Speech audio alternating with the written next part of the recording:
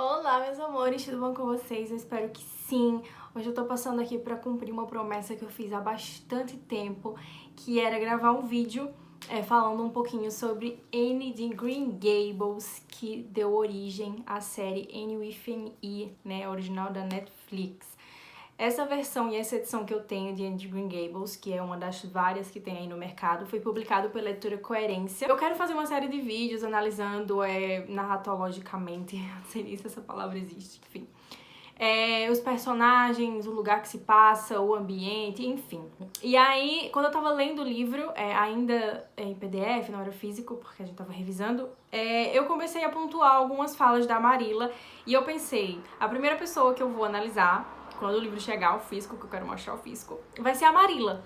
E pra quem não conhece a série Anne with an E e também o livro, ele vai contar a história de Anne, né, que é uma garotinha órfã que perdeu os pais, e ela cresceu no orfanato. E aí, Marilla Cuthbert, não sei nem se é assim que fala, e Matthew são irmãos que vivem em Green Gables, uma fazenda, e eles decidem adotar um garotinho pra ajudar eles nos afazeres. Eles estão ficando um pouquinho velhos, né, e eles precisam de uma criança ali pra ajudar eles, enfim.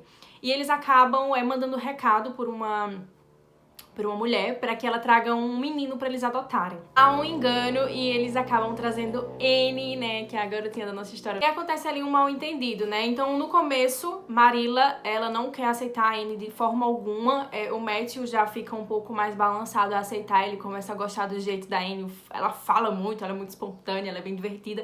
E isso cativa o Matthew. Não acontece com a Marilla no começo ainda. Então, assim, pra analisar um pouco, assim, a trajetória da Marilla, assim, não de uma forma muito profunda, porque não dá tempo, enfim, é muito assunto pra comentar, mas a Marilla, ela é uma personagem secundária, né, mas que traz consigo um pouco de profundidade. Quando a gente analisa personagens na narratologia, a gente conhece os personagens planos, que são personagens que são estereotipados, que eles meio que seguem um padrão, que eles não têm tanta profundidade, e aqueles que são mais profundos e são geralmente mais caracterizados pelos protagonistas, né? Os protagonistas da história geralmente são mais profundos. Isso se dá porque um personagem, quando ele é mais profundo, ele tem uma carga psicológica maior, então ele toma algumas atitudes durante a narrativa, durante a história, que traz a ele essa carga profunda. Diferente do personagem plano, que é aquele personagem mais secundário mesmo, que fica ali, enfim, e tem atitudes um pouco óbvias, enfim, não tem nada de novo pra trazer na sua personalidade. O que não acontece com a Marilla, que mesmo não sendo uma personagem tão profunda, ela consegue ser os dois ao mesmo tempo. Então eu diria que ela está ali no meio. O que acontece? Os personagens planos, eles têm algumas atitudes que são muito repetidas, né? Que são bem estereotipadas, que acontecem com muita frequência dentro da narrativa. Então eu vejo a Marilla dentro tanto da série Anne with an E, quanto dentro do livro Anne de Green Gables, que eu assisti e li, como uma personagem que representa pra Anne muito a realidade. É como se existisse sempre dentro da série, do livro, um paralelo entre ficção, fantasia, e a realidade, o cotidiano. A Anne tá muito dentro da ficção. A Anne é uma personagem que sonha, que vive, que imagina, que ela idealiza a vida através da imaginação, né? Ela fala o tempo inteiro que o imaginário é tudo pra ela, que o que ela mais tem de precioso é a sua imaginação, que o pobre é das pessoas que não têm imaginário. E a Marilla vê isso de uma forma, sabe, ela traz muita representação daquela coisa do adulto, sabe? A gente não pega muito a questão da fábula, das crianças, apesar que a fantasia não deve ser associada somente às crianças, né? Porque o adulto também deveria se permitir imaginar, mas na grande maioria das vezes sim. Então a Anne, como uma criança que imagina, que sonha, se choca com a realidade, né? Com o concreto, que é a Marilla. E aí, durante toda a série, a Marilla não consegue entender porque a Anne é daquela forma. E eu separei alguns trechos para que vocês possam entender do que eu tô falando. Na página 44 dessa edição aqui, que foi publicada pela editora Coerência, diz assim, a Anne diz: "Nós vamos atravessar o Lago das Águas Brilhantes hoje?" Aí Marilla responde: "Nós não vamos passar pela Lagoa dos Barry, se é isso que você quer dizer com Lago das Águas Brilhantes. Nós não vamos pela estrada litorânea." Aqui tem vários trechos, o livro é repleto de trechos assim, mas aqui a gente vê a Anne com a sua imaginação, né? Existe um lago perto de Green Gables, que faz parte da fazenda dos Barrys, não sei se é assim que fala, mas é da família da Diana, se eu não me engano. E a Anne nomeou esse lago de Lago das Águas Brilhantes, né? Ela quis dar esse nome porque ela acha que as coisas fazem muito mais sentido se tiver nomes mais bonitos, enfim. E a Marilla advertem ela dizendo que não, ela não vai passar pro lago de água brilhante, coisa nenhuma. Eles vão simplesmente passar pelo lago dos Barry, que é o nome comum ali do meio em que eles vivem. Depois tem um trecho no capítulo, na página 50.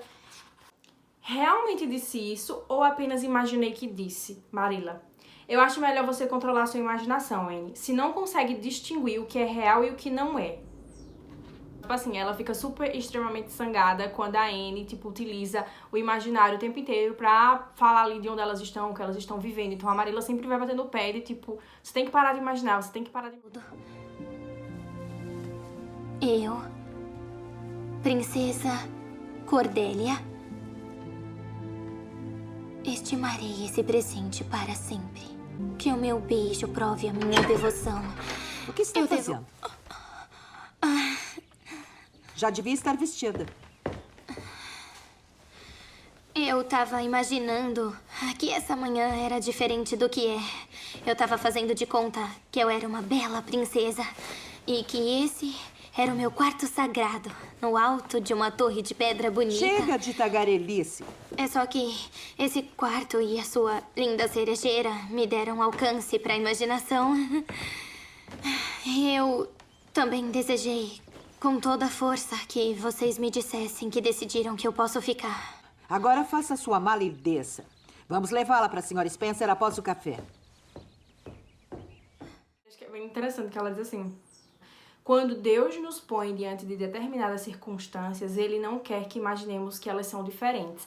Então, assim, a Marilla, esse é um trecho que ela fala de Deus, ela cita Deus, né? Mas durante todo o livro e a série, a Marilla traz muito essa questão de Deus e tal. E era uma sociedade muito antiga em que se passa o livro, né? Um livro de época. Então, tipo assim, naquela época as pessoas já eram muito rígidas com relação à questão religiosa, enfim. E a Marilla é uma mulher íntegra, uma mulher, sabe, comportada. Então, assim, é quase como imaginar, e o fantasioso naquela época é ser visto como uma forma impura, sabe? Realmente uma coisa pagã. Ela até cita em alguns momentos do livro e da série também que a Anne tem um comportamento de como se fosse pagã, ela não acredita em Deus e tal. Mas aí, eu queria retomar essa questão da Marilla não ser uma personagem plana, porque se ela continuasse com essas atitudes e com esses pensamentos, ela realmente começaria o livro de uma forma e terminaria da mesma forma. E não é o que acontece. A Marilla, ela se desenvolve através da Anne, assim como o Matthew. Com o Matthew isso acontece mais rápido, mas com a Marilla foi todo um processo. E aí ela não chega a verbalizar, mas os pensamentos e os detalhes que o narrador traz, e até mesmo o comportamento dela, faz com que a gente veja através disso que a Marilla vai se modificando ali, ela vai se permitindo se desconstruir para se reconstruir através do posicionamento da Anne. Então tem um texto na página 48 que eu adoro. Uma sensação agradável e quente invadiu o coração de Marilla ao toque daquela pequenina e magra mão na sua, uma amostra da maternidade que ela desconhecia, talvez.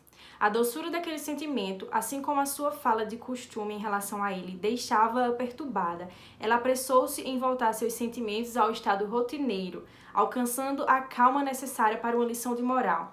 Se você for uma boa garota, Anne, sempre será feliz e nunca deve achar difícil fazer suas orações. Então aqui a gente vê explicitamente o narrador falando, né, que a Marilla, ela tava agindo daquela forma racional, aquela forma que impõe, você não deve imaginar, você tem que ser uma menina obediente, sabe? Com sempre aquela lição de moral que era muito presente naquela época. E ele cita, né, ela apressou-se em voltar aos seus sentimentos rotineiros. Então ela se permitiu por um segundo sair daquele sentimento de tô ordenando que você seja assim, e ela se quebra através dessa